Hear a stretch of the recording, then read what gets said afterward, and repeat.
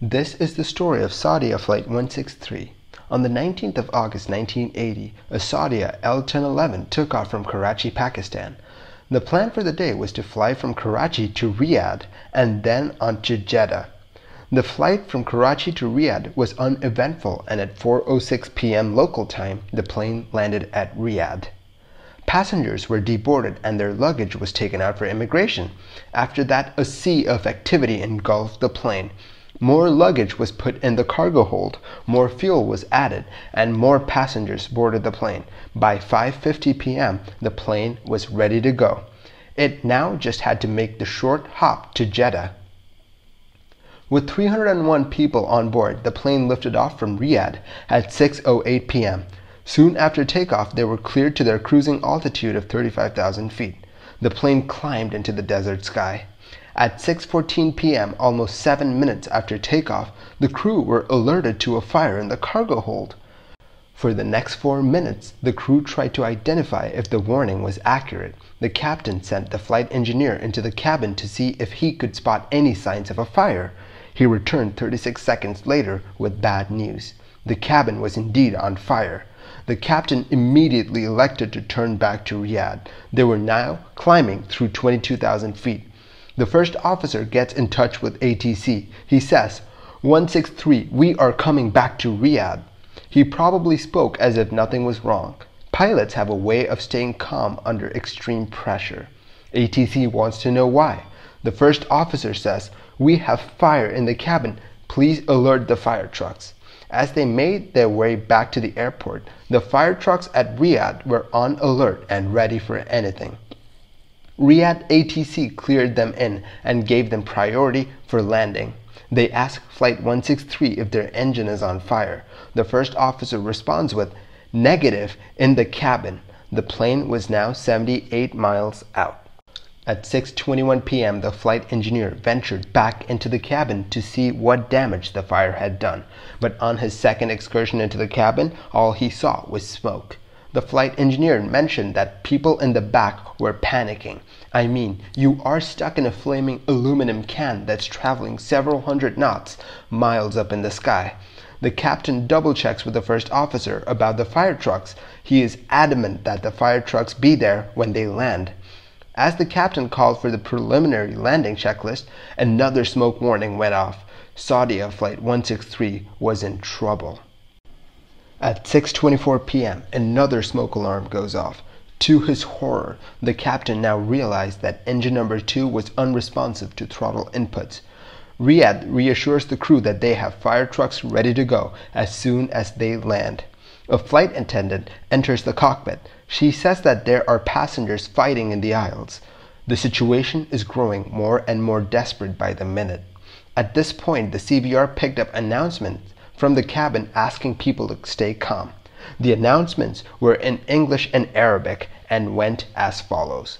"Please, everybody sit down. Move out of the way. Everybody sit down. Move out of the aisle. There is no danger from the airplane. Everybody should stay in their seats." The crew radio Riyadh asking them to position the fire trucks in such a way that the fire trucks come up from behind the airplane. As the cabin filled with smoke, the pilot searched for Riyadh's runway. The flight engineer suggests that they shut down engine number 2 on final approach. The captain agrees. It's best not to have a malfunctioning engine running on final approach. The smoke warnings kept going off. The CVR picked up the muffled voices of the flight attendants trying to keep the passengers calm. A flight attendant asks the captain if they should evacuate. He responds with, "What?" She repeats her question and he says, "Okay." The captain calls for flaps 10 and the final checklist. The runway was now in their sights. The flight attendant asks again if they should evacuate the airplane. The captain asks her to take her position. He calls for flaps 18. Flight 163 asks ATC, "We got the runway in sight. Are we cleared to land?" Approach clears them in. "Affirmative. You are number 1 for approach. You can contact the tower 118.1. At 6:32 p.m., the captain shuts down engine number 2. The first officer double checks with the tower about the status of the fire trucks. Tower tells the crew that they've been alerted. The captain calls for gear down. He lets the first officer know that a 2-engine landing is the same as a 3-engined one. They were down one engine after all. Since it's the number 2 engine, the one on the tail, they don't have to deal with the thrust asymmetry. As the first officer did the final checklist, you could hear the flight attendants trying their best to keep the passengers calm. The flight engineer tells the captain that the cabin crew wanted to know if they should evacuate the aircraft. The captain does not respond and orders flaps 33. The plane was at 500 feet and the captain says hydraulics, and the flight engineer lets them know that they are low on pressure on the number 2 hydraulic system. The fire was eating through their control mechanisms. At 6:35 and 57 seconds, the captain says, tell them not to evacuate. The flight engineer was counting down their altitude, 50, 40, 30, and then silence. The CVR stopped recording. The plane touched down at 6:36 and 24 seconds. Witnesses saw smoke from the back of the aircraft. The plane used up the entire length of the runway, and then it made a 180-degree turn at the end and stopped on the taxiway. They asked the tower if the tower could see fire at the back of the plane. The tower says no after checking with the fire trucks. Once on the taxiway, Flight 163 tells the tower that they're shutting down and evacuating. The fire trucks and the tower talk about how the crew needed to shut down their engines. At 6:40 and 33 seconds, the tower lets the crew know that they have a fire in the tail, and the crew tells the tower that they're evacuating. They say, affirmative, we are trying to evacuate now. This was the last time anyone heard from Saudia Flight 163.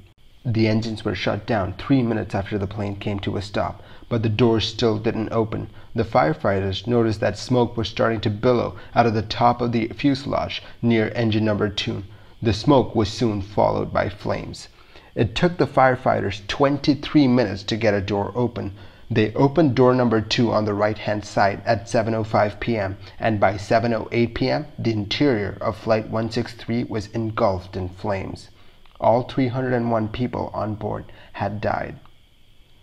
A few sentences ago, I told you that it took firefighters 23 minutes to get the door open. I did not misspeak. It took them 23 minutes to get a door open once the engines had been shut down. Talking to the firefighters at Riyadh, they find a lot to be desired. Most of the firefighters had never fought an actual fire or even a training fire. When questioned about exits on airplanes, and in particular the L-1011, it became clear that their knowledge was limited to non-existent. 2 Saudia techs had shown the firefighters how to open the doors on the L-1011, but they were never actually allowed to try the procedure out for themselves. No one even knew how many doors that the L-1011 had. Forget the L-1011, they did not even know how many doors other planes that used the airport had. But that still doesn't explain why they couldn't get the door open. What if the pilots had been incapacitated? That would mean that the airplane would still be pressurized on the ground, and that would make opening the doors far more difficult.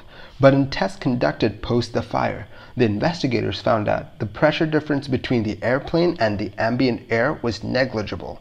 The pressurization should not have played a part in getting the doors open.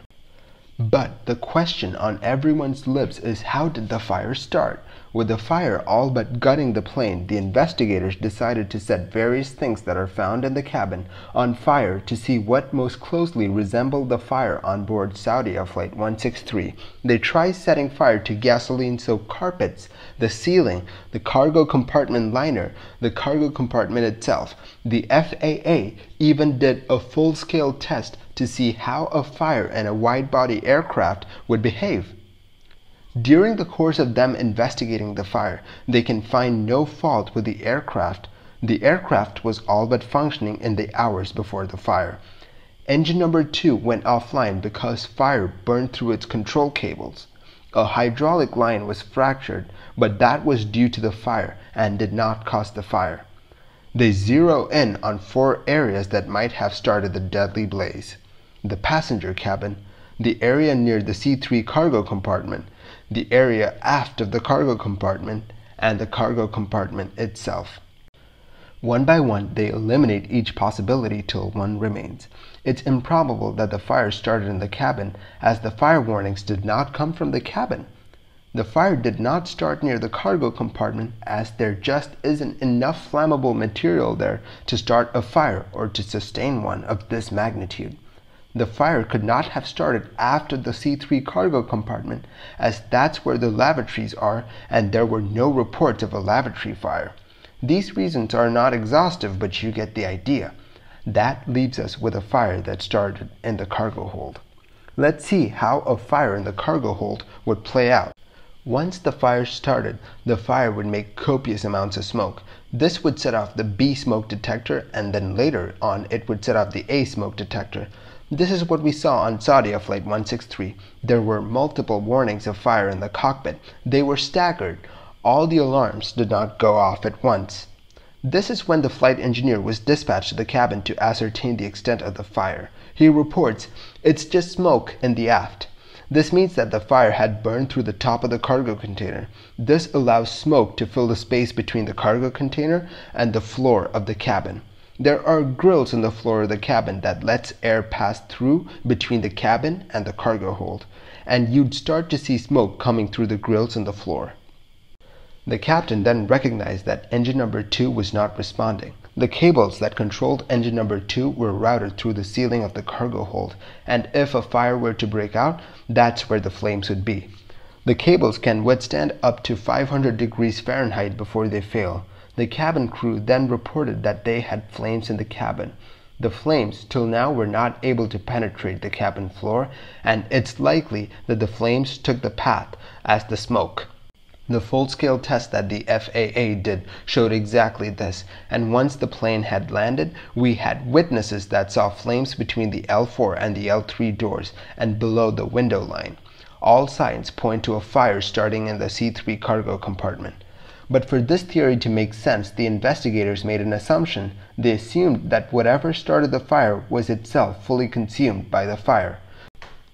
To quote the report, there is an extensive history of fires originating in aircraft in cargo compartments where loose baggage and cargo is stored.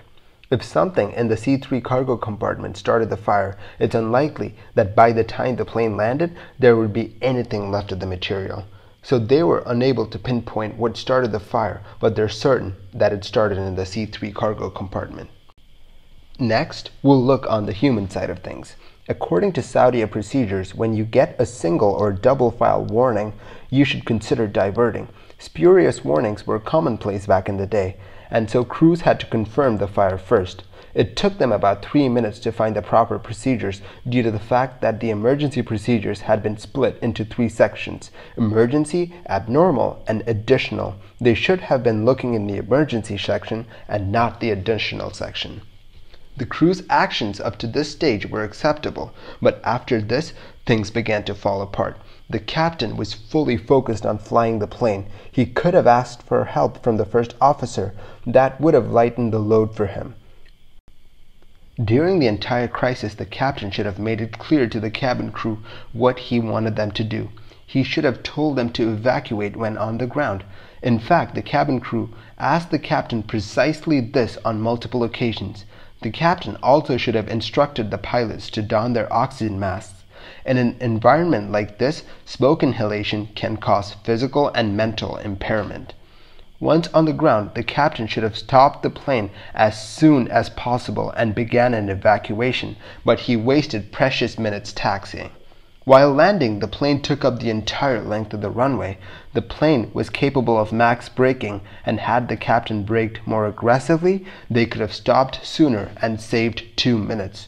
Those 2 minutes were crucial to the survivability of the crash. Once on the ground, the captain kept the engines running. The cabin crew had the authority to initiate an evacuation on their own, but since the engines were running, there was no way that they could have evacuated the plane. Among the wreckage, there were no signs that an evacuation was even attempted. The plane was not pressurized, the doors worked. The investigators realized that the evacuation command may have never been given by the captain to the cabin crew. By then, it was too late. The flash fire had taken the plane over, reducing it to rubble. I can't help but compare Saudia Flight 163 to other similar crashes, namely Swissair Flight 111 and Air Canada Flight 797. Those crews were in similar situations, and they would have given anything to get to an airport or to have a few extra seconds to get all their passengers off. Flight 163 had both, and they fell at the last hurdle. This one sentence perhaps sums it up the best. Had the crew stopped the plane sooner, had the captain shut the engines down, had the firemen been trained properly, the passengers of Saudia Flight 163 might have walked away from this. Thank you for watching this episode of Mini Air Crash Investigation. If you like the videos that I make, do consider liking and subscribing. A big thank you to Ryan Bomar for letting me use his amazing videos on my video. If you like the content that I make, do consider liking and subscribing. I'll catch you guys next time.